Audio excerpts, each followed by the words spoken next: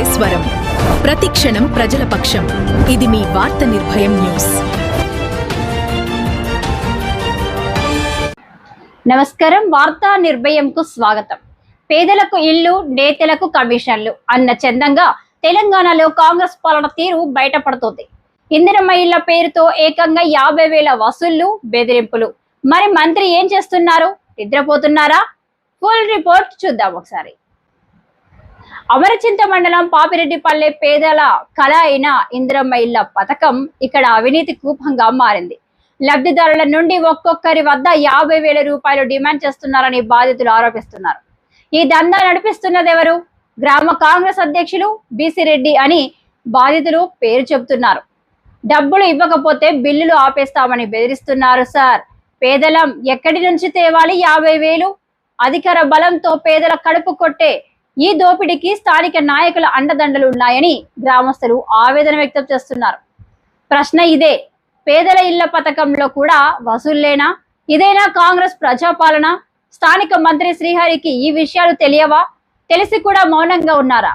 ఇప్పటికైనా మంత్రి శ్రీహరి స్పందించి ఈ దోపిడీ ముఠాపై కఠిన చర్యలు తీసుకోవాలని, బాధితులకు న్యాయం చేయాలని ప్రజలు డిమాండ్ చేస్తున్నారు. వార్తా నిర్భయం ఈ అంశాన్ని నిలదీస్తూనే ఉంటుంది. చూస్తూనే ఉండండి వార్తా నిర్భయం.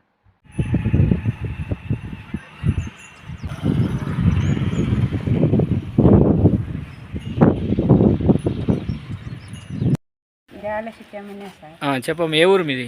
పాపిరెడ్డిపల్లె. ఏమైంది నీకు? 50,000 అడుగుతున్నాడు ఆయన. ఎవరు అడుగుతుండ్రు? బీసిరెడ్డి. ఎవరు ఆయన? కాపల్ల బీసిరెడ్డి అడుగుతున్నాడు. ఏ పార్టీ ఆయన? కాంగ్రెస్. ఎందుకు అడిగిండు? మాకు కావాలి, మేము ఇప్పిస్తామంటే ఎట్లకెళ్ళి ఇప్పిస్తారు? ఎందుకు అడిగిండమ్మా డబ్బులు? బిల్లు మా అప్పులు చేసి కట్టుకుంటున్నాము. అప్పులు చేసి కట్టుకున్నప్పుడు మేడని ఇంకా రానేస్తలేడు, అడ్డం వేసుకున్నాడు. మళ్ళీ ఎట్లాంటివి అయితే ఇచ్చేటోళ్ళు ఇంకా ఇయ్యద్దా అని చెప్తే ఏమట్లా. నీకు ఇందిరమ్మ ఇల్లు వచ్చిందే? ఇందిరమ్మ ఇల్లే ఇది. ఇందిరమ్మ ఇల్లు వచ్చాక డబ్బులు రానట్లే చేస్తున్నాడు. మేడ ఇంకా వస్తలేదు ఎందుకు ఈ మధ్య. నిన్ను పైసలు డైరెక్ట్ అడిగిండా? డైరెక్ట్ అడిగిండు. ఎంత అడిగిండు? ఎన్ని వేలు అడిగిండు? 50,000 ఇవ్వాలంటే 50,000 ఎందుకు వరకు ఇలా సార్? లేకనే కదా మేము ఇన్ని రోజులు ఆగింది. అప్పు చేసి కట్టుకుంటున్నాం. ఇప్పుడు వచ్చే బిల్లు ఎందుకు ఆపిండ్రు? సింగల్ చా తాగరని అంటున్నారు. ఇట్లా మోహన్ రెడ్డి డబ్బులు అయితే చాలా ఘోరంగా అడుగుతున్నారు. ఏమిటి కోసం అడుగుతున్నారు? ఇంటిళ్ళకు మేము ఇప్పిస్తాము, మేమే బిల్లులు కొట్టిపిస్తాము. ఇంటికి 50,000 కానీ ఇందిరమ్మ ఇండ్ల కోసం అని ఖచ్చితంగా అడుగుతున్నారు. మేము పెడితేనే వస్తాయి, మేము చేస్తేనే వస్తాయి, మేము అధికారంలో ఉన్నాము, మేము చెప్పినట్టు నడుస్తుంది ఊర్లో, మాకు ఖచ్చితంగా కావాలని మాట్లాడుతున్నారు వాళ్ళు. ఇవ్వకుంటే కూడా మేము బిల్లులు ఆపుతామని చెప్పి మేడం కూడా ఫోన్ చేసి బెదిరించిండ్రు. ఎవిడెన్స్ కూడా నా దగ్గర ఉన్నాయి, రికార్డింగ్ కూడా చేసిన.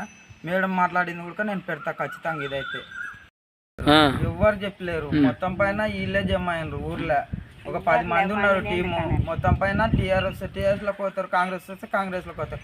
ఏ దాంట్లో అయినా తిన్నిక రెడీ సిద్ధం. వాకిసి రెడీ అని తప్పు లేదు దీంట్లో.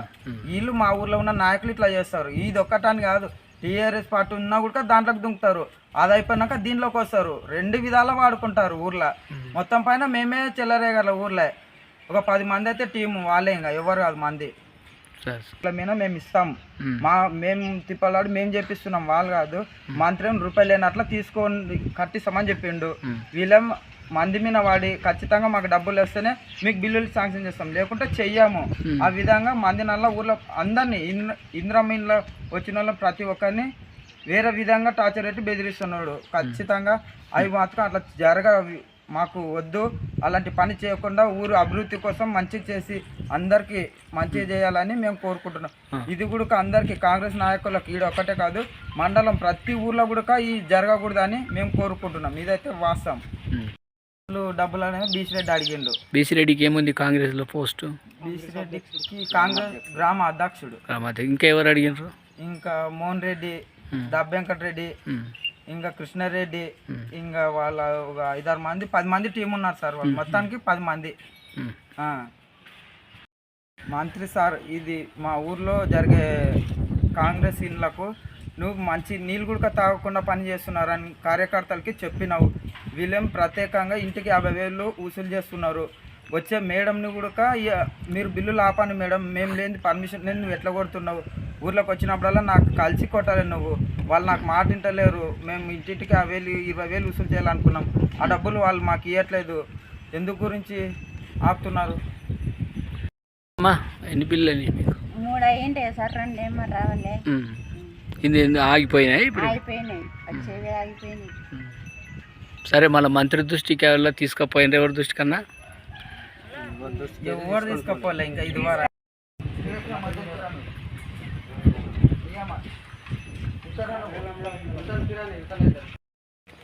అదే చెప్పండి, మీకు కలిగిన బాధ పేర్లతో సహా చెప్పండి.